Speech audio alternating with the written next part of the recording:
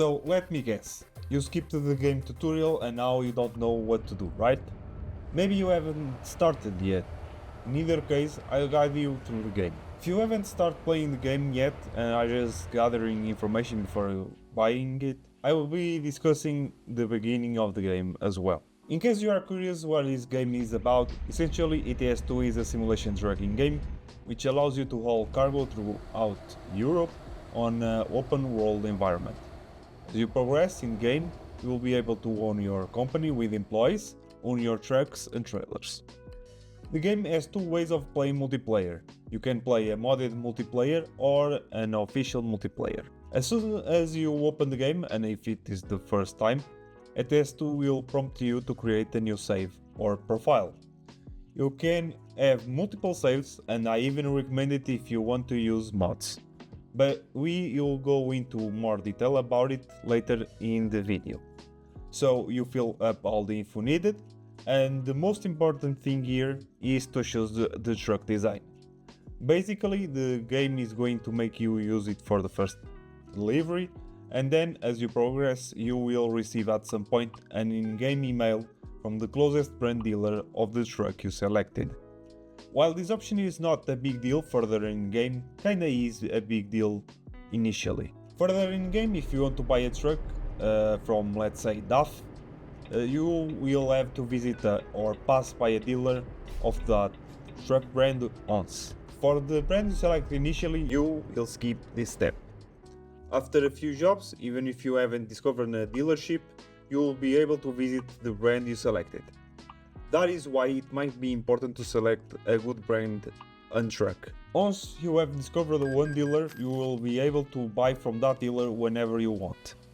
If you want to go for power, Scania and Volvo are the best brands. Although you will not find the top of the line trucks in the freight market, which are the missions you will do first in the game. Usually in these missions the trucks are low to mid specs. The location where you want to start is not that important. Initially you will have to take whatever jobs exist from point A to point B.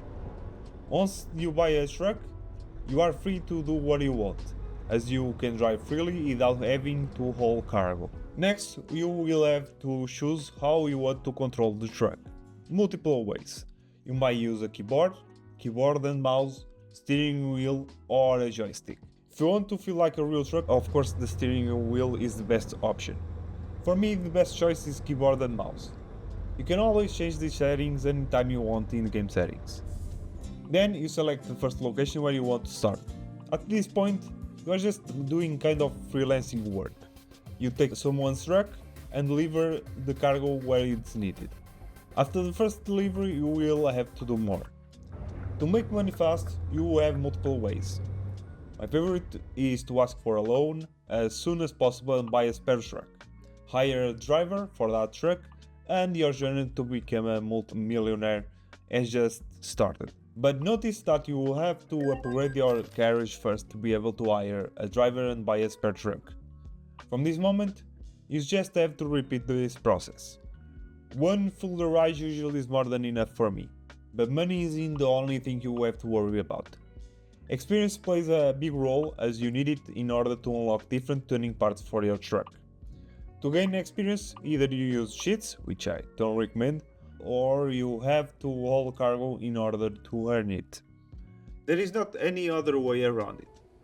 What you can potentially increase your XP earnings is the skills you choose to upgrade and parking the truck once you reach your destiny. Parking is one of the hardest things new players find in this game. I made a video to help you out. When I started playing this game, I would always choose to buy a truck and put an employee driving it. That way we would be two making money. I still remember when I get my first powerful truck. It was back in Euro Truck Simulator 1 over a decade ago. I bought a Renault Magnum. Ended up stopping on the road without any fuel and I had no money even to tow it. Well, from now on, I think you are ready to enjoy the game to the fullest. Once in a while, these games get updated with new features, vehicles and maps. If you wish to try even more things, you can use mods. Mods is another main topic about this game. Mods in ETS2 is actually the main theme of my channel. I do series of videos about the best mods of each month and some compilations too. To install mods, I highly recommend you don't use your main save. It might get corrupted. But hey, you can always be backing it up in another place. To install mods, I recommend you to watch my video on how to do it. It covers all the topics such as requirements, details, how to install maps, and every type of mod. But since you are new to the game, I don't think you should worry about mods yet. Just enjoy the game as it is and explore it. Once you feel like you want to try different stuff, it's time to move on to mods.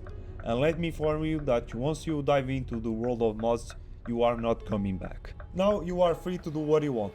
You can still use the freight system and leave a cargo for others, but once you get to the point of buying your first truck, you never go back as well. You can use your truck to deliver cargo, or you can buy a trailer you like and start loading it and unloading it. For the trailers, the game has some DLCs which allow you to use different and realistic trailer brands such as Kron and Schwarzmuller.